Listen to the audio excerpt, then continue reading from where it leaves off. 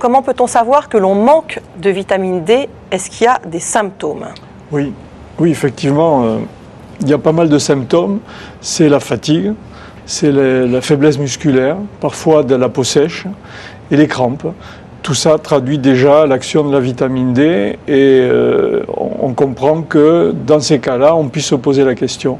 Mais ce que vous décrivez, ça peut pas être lié au manque d'une autre vitamine ou de magnésium ou d'autres éléments? Voilà, c'est pas spécifique. D'accord. Donc la difficulté, c'est effectivement d'établir un diagnostic de certitude et pour ça, on va avoir recours à des analyses biologiques. Bien Alors sûr. justement, on vient de faire, c'est Claire qui vient de faire vérifier son taux de vitamine D qui est de 50 unités. Elle demande si elle est en manque. Elle a 63 ans.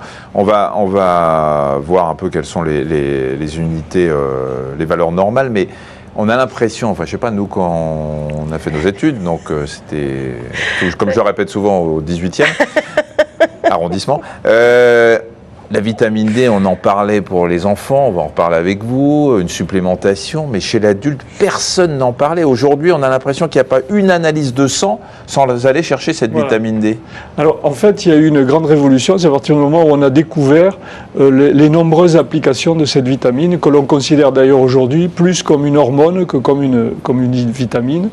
D'abord parce que la plupart des tissus ont des récepteurs de la vitamine D, et ensuite parce qu'elle va agir à la fois sur la cellule et sur les autres glandes endocrines, notamment la thyroïde, la parathyroïde, le pancréas, l'hypophyse. Et donc, de ce fait, on a une action générale. Et on a pu découvrir cela parce qu'on fait les dosages. Avant, on ne faisait pas les dosages, on ne rattachait pas les pathologies à la carence en vitamine D. Il aura fallu attendre, on peut dire, les 10 dernières années pour commencer à avoir une foultitude de publications qui montrent l'état dans lequel... Est-ce qu'on ne bascule pas dans l'excès aujourd'hui? On a l'impression que tout le monde prend de la vitamine D parce qu'on en manque tous. Effectivement, on est peut-être passé d'un extrême à l'autre. Alors là, d'abord, il faut se poser la question de l'origine de ces carences.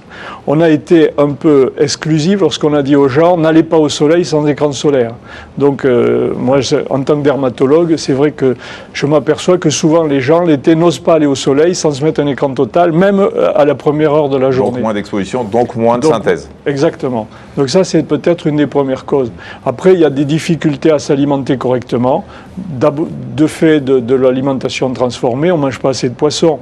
En sachant aujourd'hui qu'on ne peut pas trop en manger non plus parce qu'il y a une pollution. Donc effectivement, les sources alimentaires et la source cutanée, elle a régressé.